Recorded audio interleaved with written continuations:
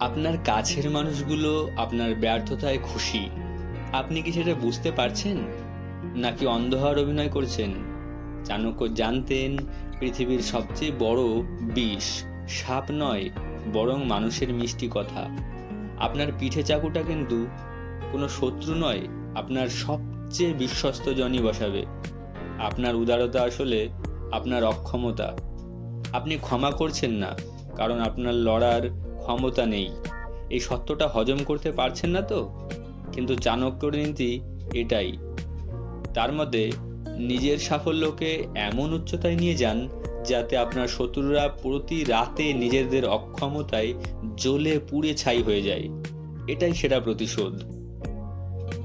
Point ২, যে আপনার বিপদে পাশে নেই তাকে আজই মৃত ঘোষণা করুন। আবেগের জঞ্জাল আপনার সিংহাসনে ওঠার পথে বাধা।